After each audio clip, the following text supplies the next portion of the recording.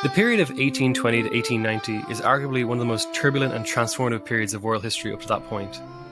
By 1820, Americans' share of global wealth was about 2% of the world's, but in 1870, this figure increased to nearly 9%. In this environment of prosperity, one radical group asked, why had America become so wealthy, and how do we keep it that way? They were called the Locofocos, a diverse group of radicals including purist thinkers and artistic dreamers, pragmatic politicians and compromising coalition builders, revolutionaries at arms and sincere pacifists, grounded rationalists and spiritual romanticists. Today, this diverse and popular movement is largely forgotten. But if you've been a fan of libertarianism.org for a long time, you'll already know who will be telling you all about the Locofocos today.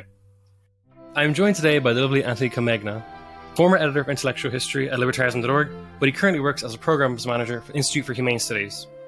Anthony is uniquely suited to talk about the Locofocos because his PhD from the University of Pittsburgh is the first history of the Locofoco movement, making him the world's leading expert, although he is very ready for the challenge if someone wants to try and steal that title from him. So, Anthony, welcome. Thank you so much for having me on the show. I really, really appreciate the invitation. Always glad to talk about my lovely Locofocos. Yeah, so first things first, most people have no idea who the Locofocos are. So who are they, what do they believe, and why should libertarians in particular care today? Yeah, well, my pitch to this audience in particular would be that the Locofocos are really the first identifiable libertarian movement in American history. And I say that because not because they used the word. It was around in Europe here and there. Some folks were using it. Proudhon was using it, I suppose, at the time, but it was very rarely used, and it generally just meant someone who favors liberty. But the Locofocos put together a full intellectual package that essentially is still libertarianism. We just lost the word Locofoco throughout the course of the movement's history and into the late 19th century for a variety of reasons I've covered on libertarianism.org elsewhere. We lost the word to the mists of time, and people like Benjamin Tucker then in the 1870s are looking for something to use, some term to use to identify themselves with this pre-existing package of ideas. And he plucked libertarian from across the ocean, and it gradually caught more currency as the decades went on. And so what exactly did the Locofocos believe? You had to give like a bullet point list of what they believed generally, or what they were arguing in favor of. Yeah, so the basic thrust of their movement from start to finish, it originated with a New York newspaper editor named William Leggett. He was very, very sharp, radical guy. And his sort of, he had a short life, but his lifelong mission as an intellectual was to fight a twin war on monopoly. He wanted to fight a war against economic monopolies, your standard, banking monopolies at the time were the biggest institution that had monopolistic qualities to it, but also land monopolies in places like New York, which still had essentially an old feudal system of land tenure in place, going way back to the first Dutch settlers and land grants there. All sorts of, infrastructural monopolies were popular things at the time, but any corporation, to start any corporation with all the different benefits of the corporate form, you had to petition the legislature for a specific a grant of incorporation. So literally legislatures had taken on the old feudal powers of the king to dole out monopolistic powers and privileges to their special, favored few, usually at court in the old days, but now in the halls of different state legislatures. That's where all the corrupt wheeling and dealing went, and that's how different companies took shape the way that they did. Now, one of the big contributions of the Locofocos in that economic war on monopoly was to democratize the corporate form, starting in New York in their 1846 Constitution, which then became the model for the rest of the states in the Union. They set up essentially a rubber stamp system of incorporation so that you didn't have to get a specific piece of legislation. You just had to go to the appropriate bureaucratic office, fill out the right paperwork, submit your articles of incorporation, and boom, you got a company. So now everybody could do it. And that's one of the big factors contributing, I think, to that boom in economic productivity throughout the 19th century. But then the other important war on monopoly, and this is what I think makes them so special and direct precursors to modern libertarianism as a full package of ideas. William Leggett was also converted at one point in the mid-1830s to abolitionism, and he became probably the most radical abolitionist, at least white abolitionist of his day, even more so than William Lloyd Garrison. And he saw it essentially as an extension of the same principles behind his war against economic monopolies. The planter class not only exercised disproportionate powers in the federal government because of their slave holdings, things like the 3/5 clause, but also just their power and control over their own local and state politics translated to disproportionate power in national politics. But even worse than that were the legal monopolies over the lives, labors, and liberties of their slaves. Millions of people who were held under legal title, created and maintained entirely by the state and force of law. And so if these economic monopolies and special powers and privileges were created purely by law and therefore had no basis in nature, neither did some planters' pretensions to ownership over other human beings on account of their skin color. So Leggett also translated this into a war on slavery. And eventually the Locofocos won both of those, at least in half-hearted, political, compromising type ways. They did win both. They were the major force ultimately behind making abolition a major plank of the Republican platform and a major purpose of the Civil War. So I was going to ask a question. When I was reading about the Locofocos, one of the things that struck me most was the fact that they're very pro-free market, but they attack business a lot. And a lot of people today be like, oh, if you're a libertarian, you have to be very pro-big business. But they weren't. They were anti-aristocrat, anti-privilege. And in this, they started talking a lot about class. And libertarians get really afraid of the word class, because when you say class, a lot of the time I would think of, Karl Marx or something like that. But how do the Locofocos kind of contribute to this discussion about class, how it affects us today? Yeah, they had what we would call the classical liberal class conflict theory.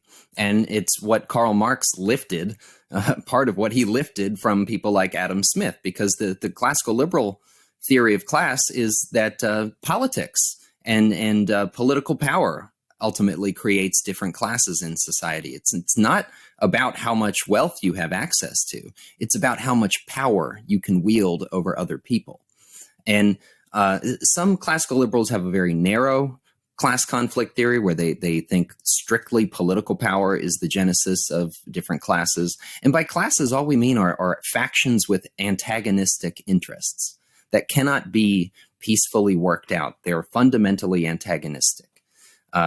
And perhaps you could find some compromising way toward a peaceful settlement, but that is usually what we consider the process of politics, right? Mediating those conflicts and differences. Well, if politics ends up creating more of those divisions and making them worse and more implacable and insoluble, then you have a bad political system.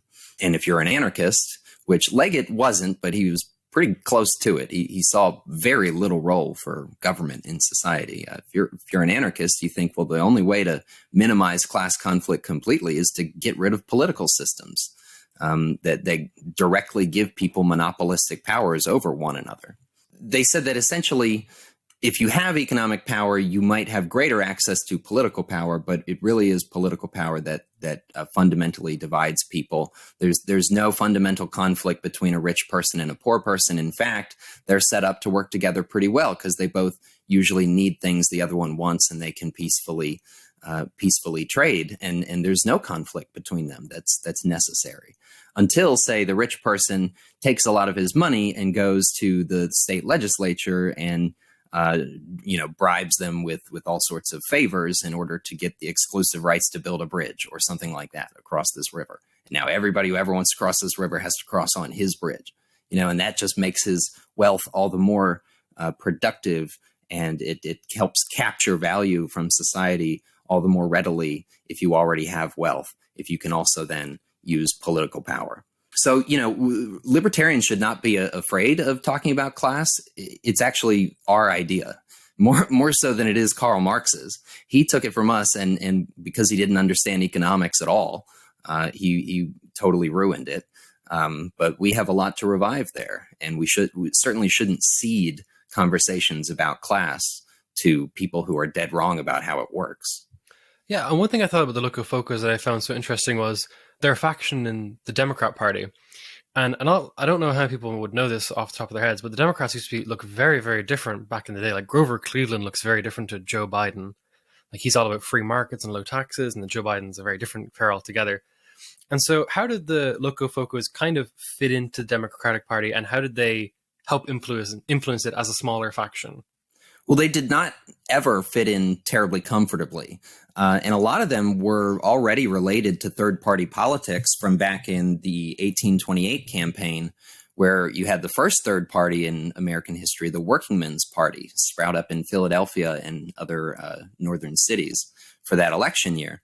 And many of those people also were talking about the banking aristocracy, and they were a little more left-wing, a little more proto-Marxist than our Locofocos, so that was its own uneasy coalition. But then years later, when they other problems with the Jacksonian Democrats, they weren't really called the Democratic Party until 1840, but the democracy was a common term, and that just simply meant Jackson's party. Jackson was, most famous for libertarians, at least, for his war against the Second Bank of the United States. But the problem with that was that Jackson basically, and all of his toadies and cronies in the kitchen cabinet and in the state parties and things like that, they benefited directly from killing the Second Bank of the United States, because a lot of Jackson men were in charge of running the state banks.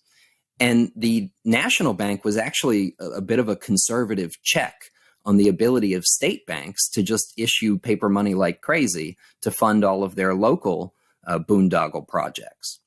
So you have all these Jackson men in charge of state banks that want to just go wild and reap the political rewards of printing tons of money, but they can't, because this damn national bank keeps holding them back and telling them they have to keep so much in reserve and all this stuff, and they just want to go wild. So kill the bank, get rid of it, Jackson, and then we can reap the rewards at the state level. And that's what Jackson does, of course. But there are these people around William Leggett in New York who want to continue the project down to the state level. Let's get rid of all of these state-chartered monopolistic banks and have a private banking system. And Leggett even said we could have private currency and things would work fine. Government doesn't need to be involved in money or banking whatsoever. And everybody who wants to should be able to open their own bank. The national coalition, the democracy, was not having this. But the real final straw was this event in Charleston, where it was the first direct mails campaign in 1835. A New York anti-slavery society printed up a bunch of anti-slavery pamphlets, and they were mailing them just to your average Southern citizen in the Charleston area. Well, when local Charlestonians heard about this abolitionist mail sitting in their post office, they broke into the post office. The mob seized the sacks of mail and burned them in the town square. And the local postmaster, Alfred Huger, just turned his head to the other side and ignored it. So did the Jackson administration and his postmaster general, Amos Kendall. And Leggett was just disgusted by this, because he saw it as a blatant violation of the people's equal right to use the mail. So here they are, turning the monopolistic power of government to suit the planter class in the South and pro-slavery people in the South at the direct expense of the equal rights of these anti-slavery activists in the North. And this is where he starts uniting, the anti-slavery idea with his pre-existing anti-monopoly idea. Well, the New York abolitionists send him the exact same pamphlets, and he just spends as much time as he can studying abolitionism, and he emerges, like I said earlier, the most radical abolitionist in the country, perhaps. And how is he the most radical, though? How does he go above others, above and beyond? Well, for one thing, a couple years before William Lloyd Garrison, called the Constitution a covenant with death and all of that, Leggett was saying that the North should secede from the Union because it would be easier to help slaves escape, and then the planters wouldn't have the backing of the government to prop up their system. And it's essentially what Jeff Rogers Hummel has argued in his book, Emancipating Slaves, Enslaving Free Men. The police state provided by the Constitution was enough to keep slavery in business, as it were, against the constant threat of runaways. And Garrison gradually came to that position. So did Lysander Spooner earlier. The other radical thing about Leggett was that he basically understood the justice of violence on the part of slaves against masters and supported that. He thought it was perfectly just that they, turn the whip on the masters and win their freedom violently. And he even wishes for it several times and says the battles of the Revolutionary Fathers against the British were as nothing compared to the life of a single slave here and what they have to endure in our system. And he gleefully looked toward the day when slaves would rise up and force their freedom on the master class. So he was definitely radical, and that was too much for the Jacksonians to abide. So they publicly read him out of the party with the national newspaper, the Washington Globe, and he called it his excommunication. And that served as the basis for supporters of his and other radicals in New York City to say, okay, well, look, the Democratic Party clearly is not serious about this anti-monopoly stuff. They'll do it enough to get our votes, but then they, have all of these policies that are totally contrary to it, and they're just out for themselves. So that's how you get the first Locofoco party called the Equal Rights Party, and essentially the project is let's prove to Tammany Hall, the local headquarters of the Democratic Party, that we control the balance of power in the city, in the state, and in the country. And if they want to win, then if they want to beat the Whigs, then they need to not just court us, but they need to change. And they actually did accomplish that for a little bit with Martin Van Buren as president. At least they thought they did. But in the ensuing years, as I cover a lot on Liberty Chronicles, it was clear that certainly the Democrats might even be on board with a lot of this anti-monopoly stuff, but they will not break ranks on slavery. And that became the great wedge that divided Locofoco Democrats from mainline Democrats more and more and more. And eventually, like I said, they founded the Republican Party and put abolition at the forefront. So why they call the Locofocos? Where does that come from? It's a crazy name. Yeah, that's probably the best story too. When Leggett got excommunicated from the party, it was fall of 1835, and there were a slate of nominating conventions coming up in preparation for actual elections the next year. These were local and state elections. I think it might have been local and county elections first. But the plan was that all of the Leggettians in town, all the people who identified with William Leggett and his brand of radical anti-monopoly, they started meeting in secret throughout the town in these secret ward meetings. And they planned to storm the upcoming nominating convention at Tammany Hall to, show up in mass, way bigger than they ever did before, so they could shock the nominating convention and take over the process, and then nominate all true anti-monopoly candidates. So that was the plan, but they kind of knew that Tammany wouldn't put up with it if they could avoid it. So they figured Tammany would be doing all sorts of dirty tricks to help prevent any shenanigans from happening and taking their controlled convention away from them. So the radicals decide, okay, just in case, we're gonna fill our pockets up with matches. And friction matches had just been recently invented the last few years, and they were called popularly Locofocos. It comes from two Italian words for fire in motion, and it's the American bastardization of those Italian words, because you would flick the match against the strip and it would light. thanks to the friction. So anyways, they figure dirty tricks are in the offing, but they pour into Tammany Hall on the appropriate night, late October, 1835. I think it's the 30th. And the Tammany Hall conservatives are just standing there, awestruck at how many people are pouring in through the doors. They can barely fit everybody into the hall. And everybody is pressed in there together.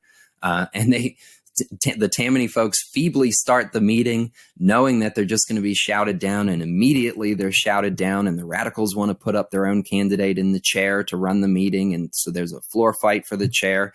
The Tammany people are clearly outvoted, and yet they refuse to vacate. They're literally holding themselves in the chair while the radicals try to force them out and get their duly elected guy put in the chair. I mean, it's just this ridiculous back and forth, procession. And eventually, the Tammany people realize they've got to give up. So the conservatives leave Tammany Hall. They run out the back, and while they're leaving, they turn off the gas lights throughout the building. So the building just goes pitch black. And that's what they'd prepared for, though. So they go down to the basement, and they break open boxes of candles and bring them upstairs. And one by one, they light their matches and light their candles, and they hold their rump convention by candlelight.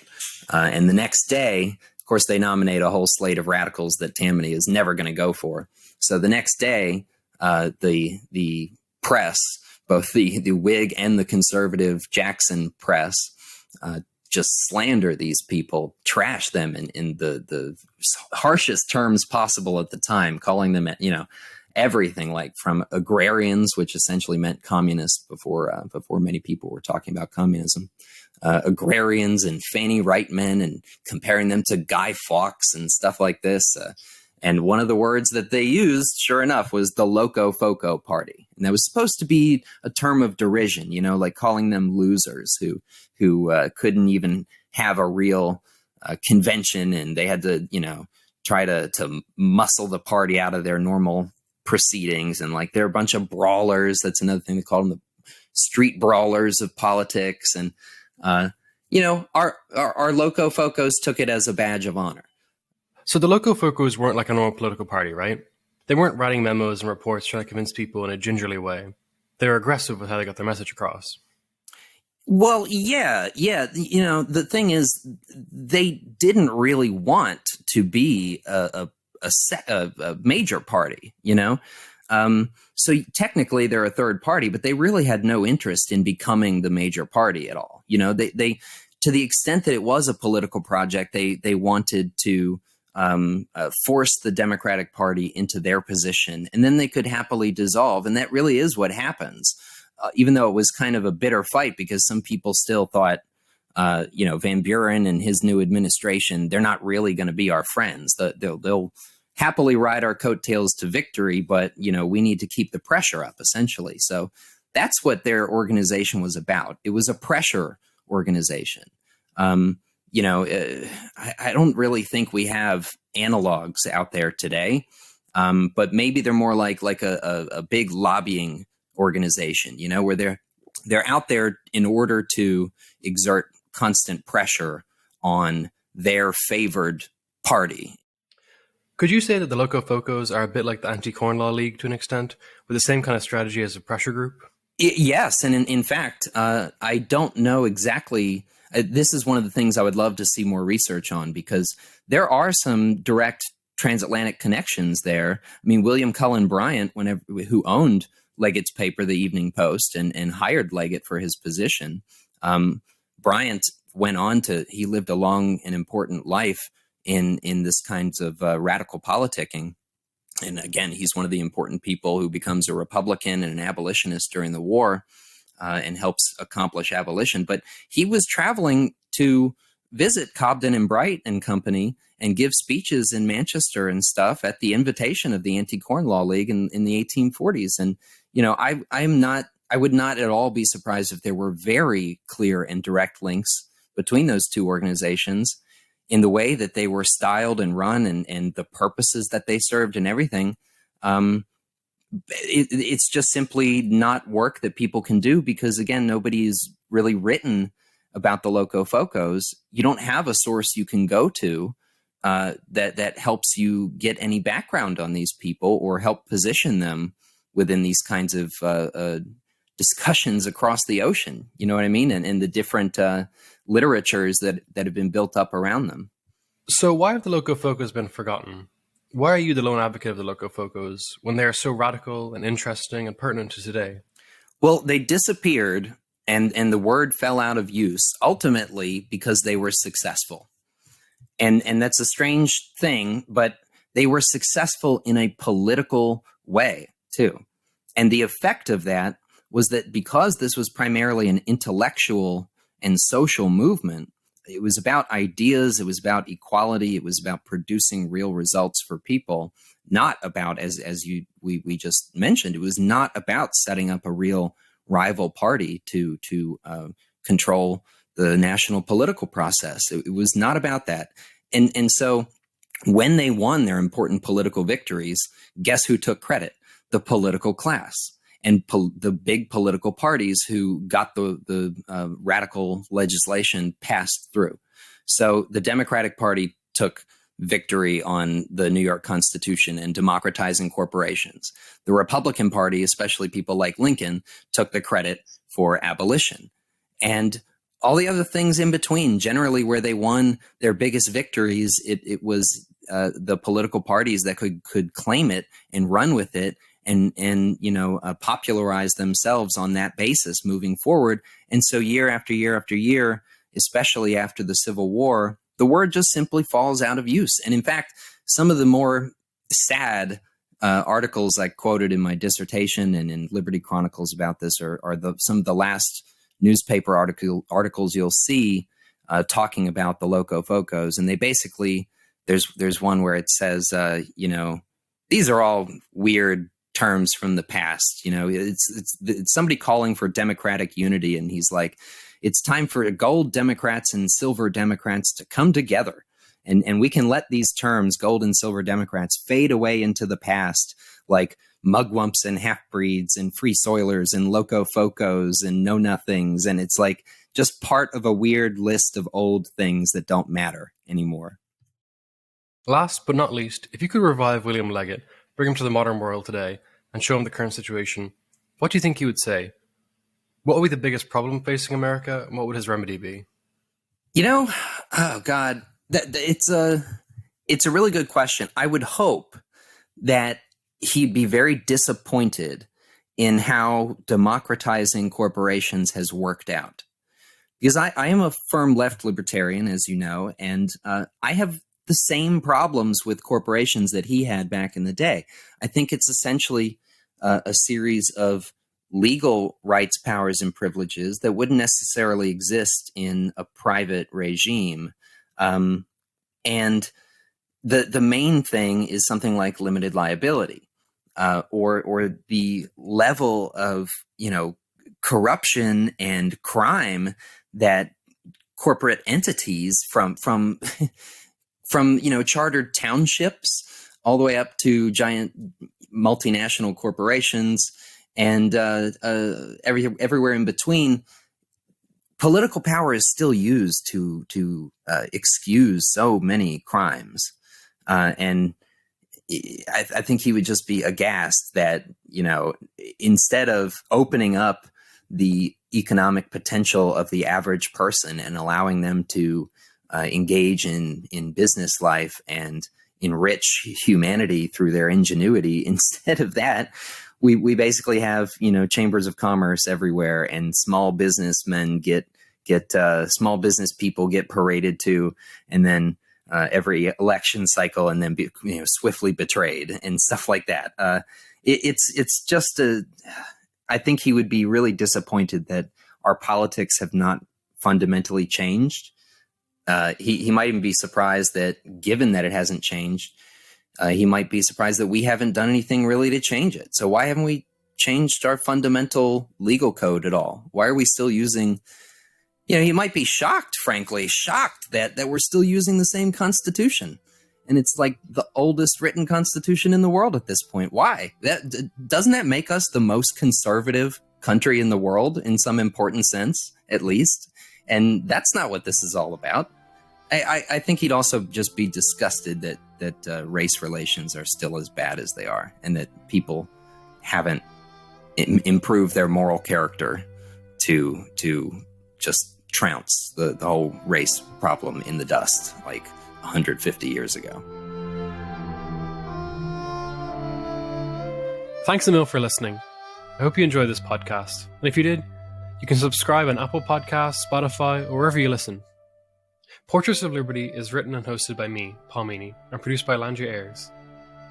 You can also visit libertarianism.org to find more shows like this. I hope to see you next time.